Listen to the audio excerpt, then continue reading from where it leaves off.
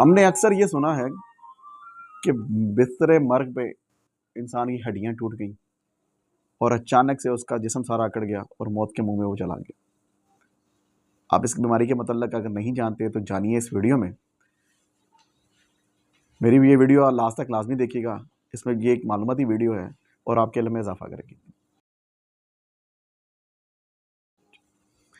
अस्सलाम वालेकुम, मैं आपका अपना होम्योपैथिक डॉक्टर आबिद अकील साबर आज आपके सामने एक नई वीडियो के साथ हाजिर हूँ। मेरी आज की वीडियो का जो उन्वान है वो है टेटनस, तशन्नुज, जिसे लॉकजा भी कहते हैं। ये बीमारी सुनने में तो आसान लगती है बहुत, यानी कि इसका कोई ऐसा कोई ख़ास ख़तरनाक बीमारी नहीं लगती, लेकिन इसके नुकसानात, अगर तशन्नुज की अलामात पैदा हो जाएं किसी मरीज़ के अंदर तो वो इस कदर नुकसानात पहुंचा सकती हैं। इसके मतलब मैं आपको बताने लगा हूँ। तशन्नुज को एक खामोश कातिल भी कहा जाता है। तशन्नुज एक ऐसी बीमारी है जो अगर किसी मरीज़ को लग जाए तो वो बहुत बुरी हालात उसके पैदा हो सकते हैं। अचानक जिस्म का अकड़ जाना, यहाँ तक कि इतना अकड़ जाता है कि उसके अकड़ाव की वजह से उसकी हड्डियाँ बहुत टूट जाती हैं। इसीलिए तो कहते हैं कि जब आपको चोट लगे, कोई नुकीली चीज़ लगे, कोई कील, कोई छुरी, कोई कांटा, कोई रगड़, कोई रास्ते पे चलते हुए कोई चीज़ लगी है, नुकीली चीज़ लगी है, कोई वर्मा, कोई ऐसी चीज़, कोई औजार, कोई ऐसी चीज़ आपको रगड़, रोड पे चलते हुए एक्सीडेंट हो गया है, तो आपको टेटनस का टीका, हिफाज़ती टीका, तशन्नुज का जिस प्रकार से इमाटेट टीका जो होता है, चांदी का जिसको हम टीका कहते हैं पंजाबी में, वो लगवाना क्यों ज़रूरी हो जाता है। वैक्सीनेशन है, और ये अगर वैक्सीनेशन 72 आवर्स 72 घंटों के अंदर 3 दिन के अंदर अगर आप नहीं लगाते तो ये आपको कितने नुकसान पहुंचा सकती है इसका आप अंदाज़ा भी नहीं लगा सकते।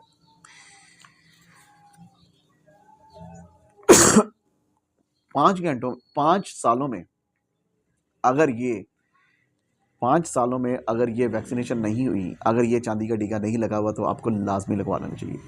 कुछ नहीं भी हुआ तब भी आपको लगवाना चाहिए। ये एक बूस्टर डोज होती है। 5 साल नहीं तो एटलीस्ट कम से कम 10 साल के अंदर आप लाजमी एक दफ़ा लाजमी लगवाएं। तशन्नुज सिर्फ जबड़े का नहीं होता बल्कि पूरे जिस्म का, पट्ठे का, और ये इस कदर शदीद होता है कि पत्थर की तरह ये सख्त हो जाता है।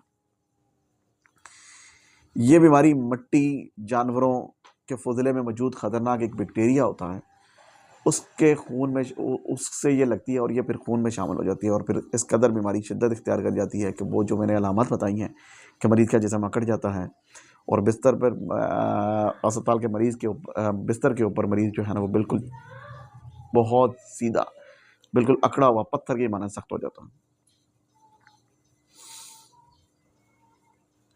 इसकी जो सबसे बड़ी अलामत जो हमें देखने में मिलती हैं वो है जबड़े का सख्त हो जाना, निगलने में मुश्किल, गर्दन और पीठ पट्टों में खिंचाव और जिस्म का कमान की तरह मुड़ जाना, जिस्म का कमान की तरह मुड़ जाना, तीर की मानद मुड़ जाना, ये इसमें अलामत पाई जाती हैं। अब बात आ जाती है कि ऐसी सिचुएशन में हमें क्या करना चाहिए, क्या सद्देबाब करना चाहिए, क्या होना चाहिए, क्या इसकी अलामत हो सकती, मज़ीद बेहतरी इसमें कैसी लाई जा सकती है और उसको मज़ीद कैसे हम ठीक कर सकते हैं। बात यहाँ पे आ जाती है कि तशन्नुज एक लाइलाज बीमारी नहीं है, बशर्ते कि इसका एक सद्देबाब आपने वक्त पे किया हो। हम बहुत सारे लोग इसको तरजीह नहीं देते। प्रेगनेंसी के दौरान भी तशन्नुज का टीका, हिफाज़ती टीका, चांदी का टीका जो है ना अक्सर गायनेकोलॉजिस्ट जो है ना वो डॉक्टर लगवाने का कहती हैं। अब होम्योपैथी में अब ये तशन्नुज जो है वो बच्चों में भी हो सकता है, बड़ों में भी हो सकता है। बच्चों में अक्सर तशन्नुज की जो अलामत जो आती है ना वो आती हैं कोई दिमागी आर्दा या पेट में बहुत ज़्यादा कीड़े होना या उसके अलावा मुसलसल उसका दांत निकालने के दौरान या हल्का चेहरे के दौरान जो है ना उसके फड़कने शुरू हो जाते हैं। तशन्नुज गर्दन, अंदामों का दराज सा कट जाना और अंगूठे अंदर की तरफ मुड़ना शुरू हो जाते हैं।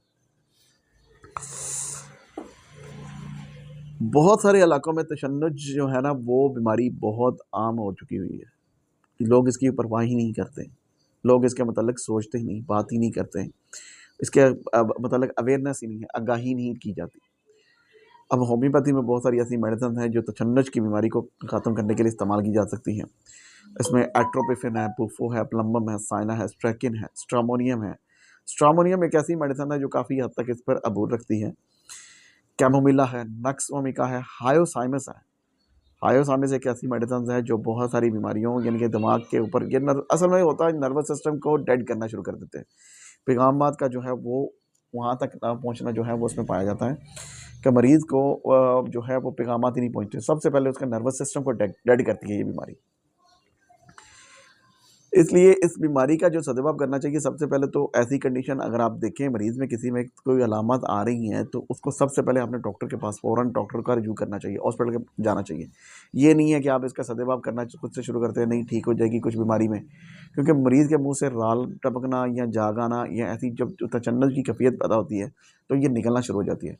ऐसी सिचुएशन में उसको पानी पिलाना या उसको करना कुछ खिलाना पिलाना या उसको किसी किस्म का कोई ट्रीटमेंट देना वो कोई अक्लमंदी का मुज़ाहिरा नहीं है। आपको फ़ौरन उसको हॉस्पिटल जो है ना लाज़मी लेके जाना चाहिए।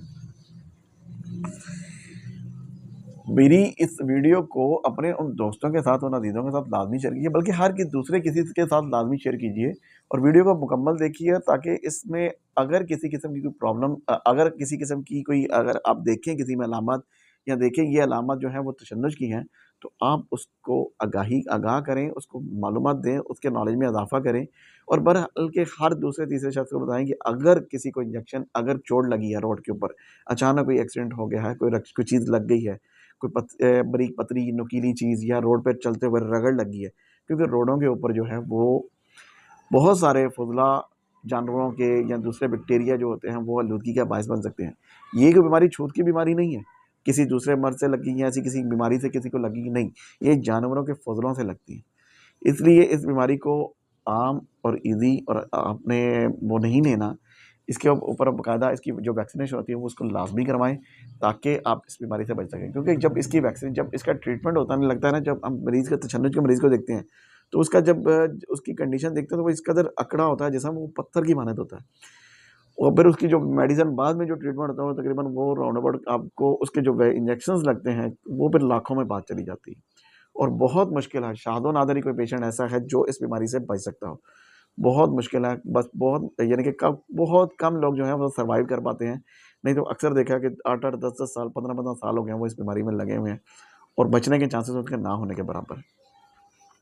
लिहाज़ा अब मेरी इस वीडियो को अपने दोस्तों के साथ, प्यारों के साथ लाज़मी शेयर करें और उनके इल्म में भी इज़ाफ़ा करें। और अगर आप भी चाहते हैं मैं किसी ख़ास एक टॉपिक पे वीडियो बना के भेजूँ, तो आप मुझे नीचे कमेंट्स कर सकते हैं।